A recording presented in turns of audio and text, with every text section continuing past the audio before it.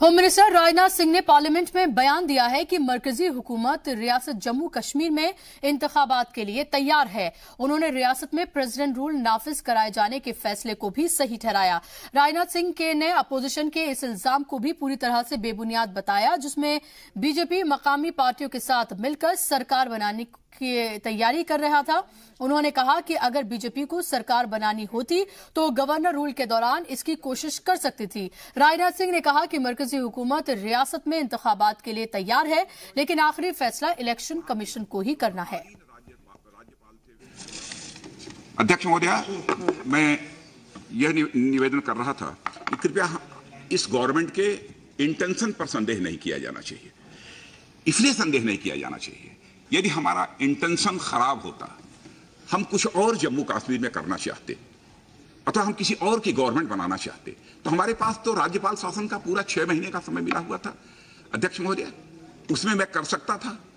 उसमें जो तोड़ फोड़ करनी थी, वो भारतीय जनता पार्टी को यदि गवर्नमेंट बनानी होती तो दूसरों के साथ बातचीत करके इस काम को कर सकती थी, लेकिन 6 महीने तक हम लोगों ने बिल्कुल नहीं किया।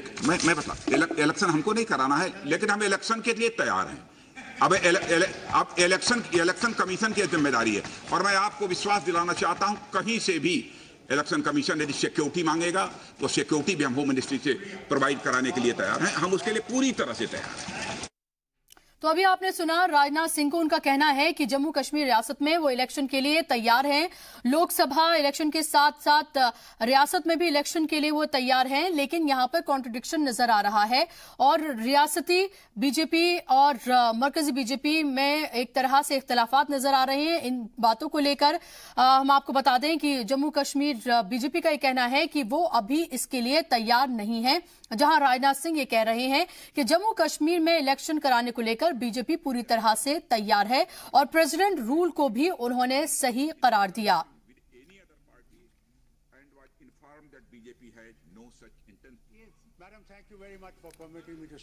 तो हम आपको बता दें कि होम मिनिस्टर राजनाथ सिंह ने पार्लियामेंट में बयान दिया है कि मरकजी हुकूमत रियासत जम्मू कश्मीर में इंतखाबात के लिए तैयार है। उन्होंने रियासत में प्रेसिडेंट रूल नाफिज किए जाने के फैसले को भी सही ठहराया। राजनाथ सिंह ने अपोजिशन के इस इल्जाम को भी पूरी तरह से बेबुनियाद करार दिया, जिसमें बीजेपी मकामी पार्टियों के साथ मिलकर सरकार बनाने की बात कही जा रही थी। उन्होंने कहा कि अगर बीजेपी को सरकार बनानी होती तो वो गवर्नर रूल के दौरान इसकी कोशिश कर सकते थे। राजनाथ सिंह ने कहा कि मरकजी हुकूमत रियासत में इंतखाबात के लिए तैयार है, लेकिन आखिरी फैसला जो है वो इलेक्शन कमीशन को ही करना है। लेकिन हम आपको बता दें कि इस बीच खबर यह है कि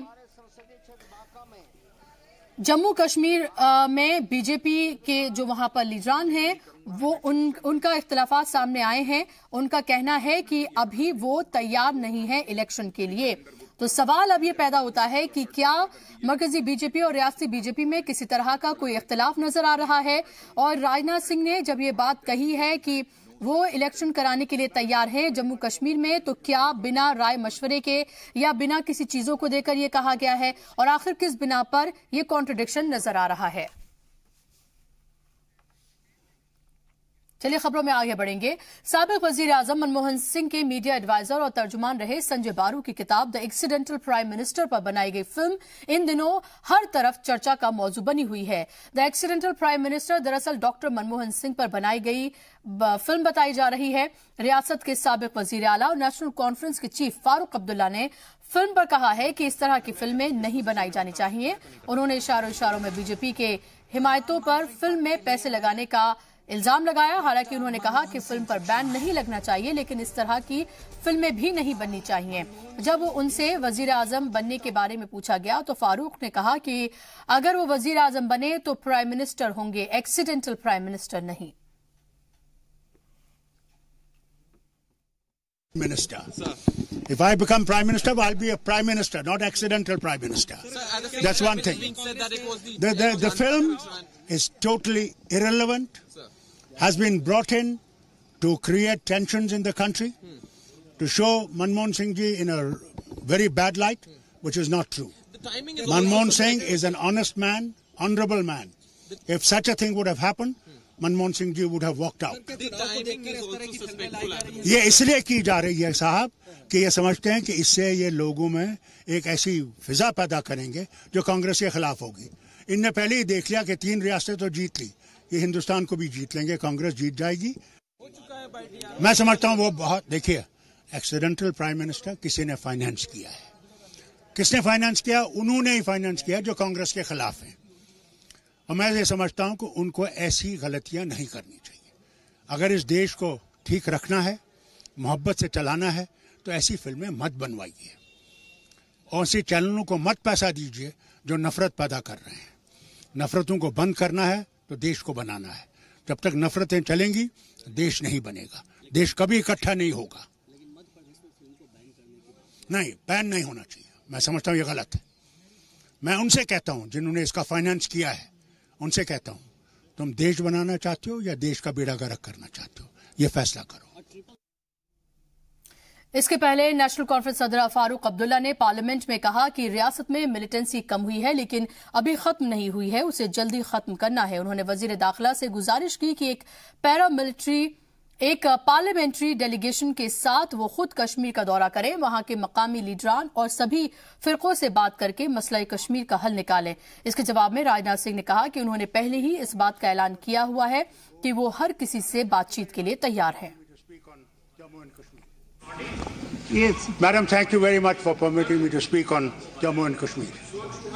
I'm glad the Home Minister is here. State is going through great turmoil. Unfortunately, this turmoil doesn't seem to end.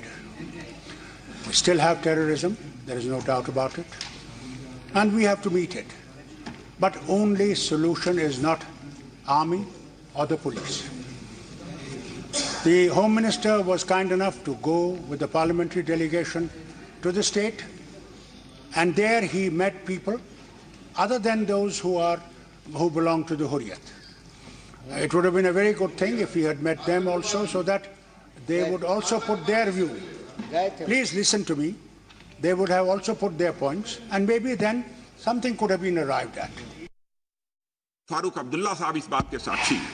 Jammu Kashmir के हर पॉलिटिकल पार्टी का लीडर इस बात का साक्षी है। मैंने कहा कि हमें किसी से बात करने में कोई परहेज नहीं है। जो भी बात करना चाहेगा उससे हम बात करने को तैयार हैं।